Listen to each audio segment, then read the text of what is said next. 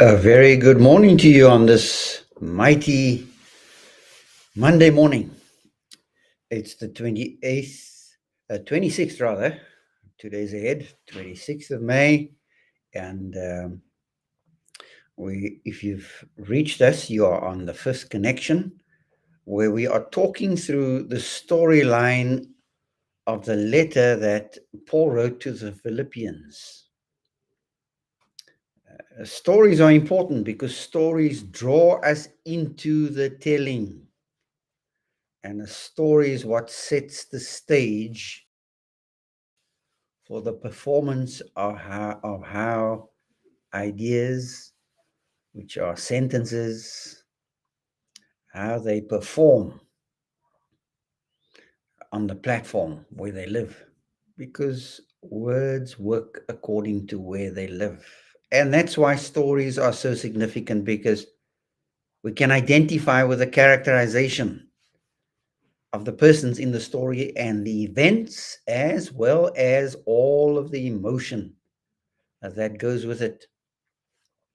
So we want to continue right along in terms of the story here, because what the writer does is the writer is going to talk us through now in verse number 16. He's going to talk to us very beautifully from verse 15 onwards, the importance of. Said that the book has to do with this thing, mindfulness, where the focus is strategic, because when we love, we become strategic, intentional. So mindfulness inspires connections. There is vital relationality when we connect with one another. And then there is modal cruciformity. Our thinking gets ignited. And in the previous episodes, we looked at what the meta mind looks like. The mind of Christ is the meta mind. And God teaches believers who are followers of the way. Followers of the way are to imbibe this meta mind. They are to become meta-systemic. They are not to get caught and become egoically attached to ideology, idolatries of ideas, systematics, as we call it. We call it by a very big descriptor, systematic theology. We aren't given to systemics, even though we're born right into it, and we have to do battle with it until the day we drop. And that's what chapter 3 is going to talk us through. The danger of ideological possession. The danger of becoming ideologically possessed. So we've talked through verse number 12 through verse 14. Now we are going to talk through verse 15. Because in this section of the text, what the writer is going to get at is that our knowing, our getting to know, if knowledge is a drop, ignorance is an ocean. So we are constantly getting to know stuff, but in all humility, the more we get to know, the more we realize we don't know. And so the thinking of followers of the way, we're going to look at this morning, how their thinking is embedded. Thinking is embedded. Now, where in the world do we get that from? Well, verse 15 says that you followers of the way may be blameless and innocent. Here's the idea of being untainted. You're blameless and innocent because you are focusing on transformative impact. Not just to change your world, but first of all, to change. That very, very well-known person, Mahatma Gandhi, said, be the change you want to see. And what a biblical idea. Not that he spawned the idea, The idea has been buried in God's creation. It's all over God's creation. We are untainted. We make untainted transformative impact. Why? Because we are children of God. As Acts 17:25-28 says, we are his offspring. In him we live and move and have our being. We are children of God without blemish. So we are in the company of the progressing. We're not perfect, but we are blameless, innocent, and without blemish. We are untainted in the midst of a crooked and twisted generation. There it is. We have our thinking, our knowing is embedded. It's not only embodied in the believing community as a corporate entity in solidarity with what we are and who we are. Knowing is not only embodied, it's embedded inside of a social niche, a socio-cultural niche. What's that socio-cultural niche? The midst of a crooked and twisted generation. That's how Paul defines the social context. Crooked and twisted. We live in a world nothing short of that. When we think of where we are postured as followers of the way in our own country, South Africa, on this 26th day of May, it's a Monday morning, and all the sagas we have been through because two political powers have been parlaying. They have been flexing their political muscle, one against the other against the one. And we saw that in the Oval Office last week. It was a delegation from our own country. And to think of all the stuff, soos ons sê in Afrikaans, die goed wat ons kwyt geraak het, is quite nauseating. We live in a day where corruption has infected our culture. It's shot through with fraud and corruption. Its laws are now favoring a particular political race group. And I use the word race very broadly because there's only one race, the human race. And within that, about 140 laws are favoring one particular grouping. And so, yes, the context we live in is crooked and twisted. It's a lost world. And as our untainted transformative impact hits a lost world, watch how it is to hit and engage with and encounter that socio-cultural context. It's a twisted and crooked generation among whom you as people of the way, the corporate gathering, the assembly, you shine as lights in the world. What does light do? Light dispels darkness. I remember as kids, we lived right next to a farming area, very bushy, forested area, many cars would wander through that section, and we loved lifting up the stones in the fields, in the veld. The moment you would lift a stone, you have the light flood into the darkness under that stone, and the little creatures scurry. Well, when light floods in, guess what happens? People scurry because they can't stand the impact of those who are untainted. Those in their being are untainted, because those are the ones in verse 60 now who are going to show what they are becoming. So you move from being, we actually move from doing in verse number 14. We are doing all things without murmuring and grousing and grumbling. In a sense, we are speechless in that area. But we are to be and we are to become. Doing, being, and becoming. Verse 15 is about being untainted as children in the midst of God's children in the midst of a crooked and perverse generation. But now the beauty in verse number 16. Watch what we are doing as children of the light in particular. Watch what our function is. This verse talks about extended knowing. What are we doing as an extension of ourselves? We are holding fast to the word of life.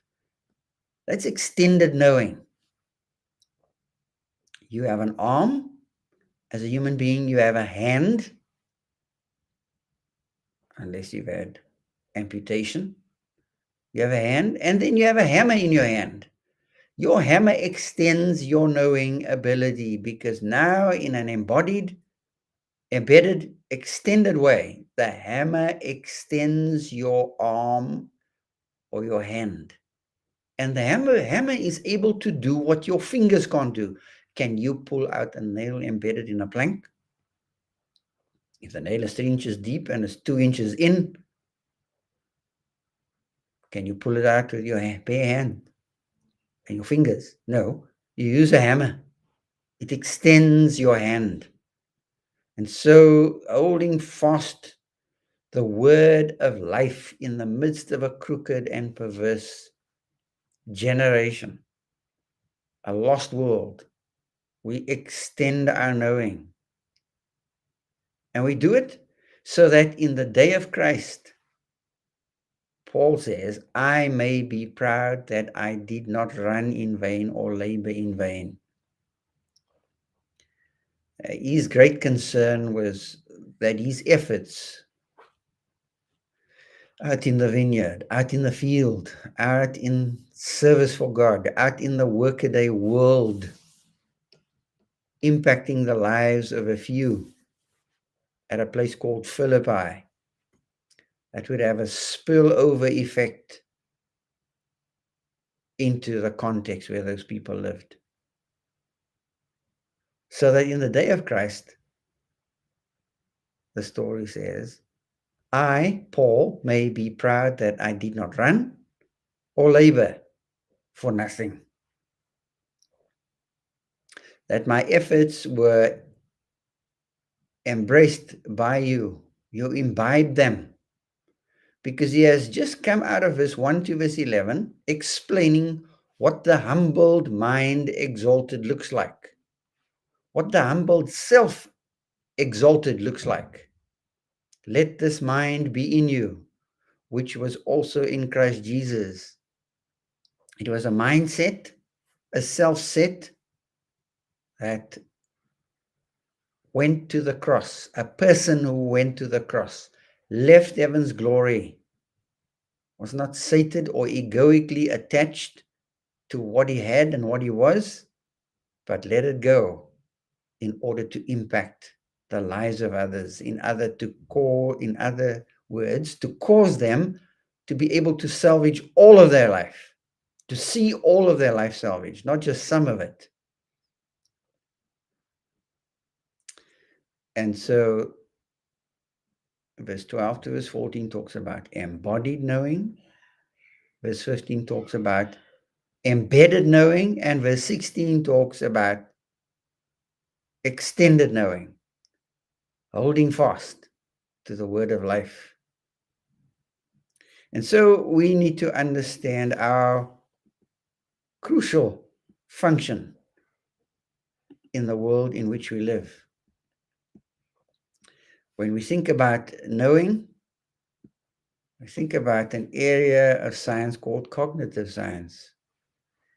And if you're familiar with 4E cogzi, or 4E, or even 7E cognitive knowing, in the cognitive science. Cognitive science has to do with how the brain works. And that area of neuroscience is so fascinating. A while ago, I finished Ian McGilchrist's book entitled The Matter with Things, a 3,000 pager, volume 1, volume 2. I read it all. That doesn't mean I understood it all, but it was captivating reading. Hundreds upon hundreds of pages of research that brings to light how our minds work. And I've used that research to show that what the text is talking about here is that in verse 1 to verse 11 of Philippians 2, our minds are postured in humility. There's a particular posture of mind that gets us to imbibe the things of God. And then we see that the macro mind, verse 12 to verse 18, which builds off of the meta-mindedness, the posture that we have. And there's a pattern that comes off of that macro mind, which is dying and living. Dying to live.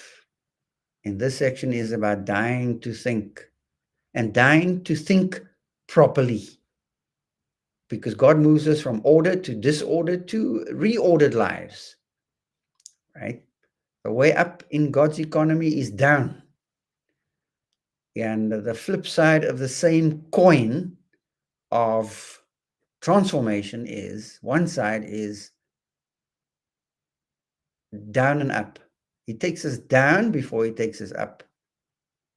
That's what happened to Jesus. He humbled himself before he was highly exalted, as we would say, glorified, given the highest place at the right hand of the Father. And then we're going to see not only the postured mind and the pattern mind, but the portrayed mind in the life of real men whose lives pictured and stood as examples of this meta mind, which goes and moves into the macro mind, and now it moves into the meso mind.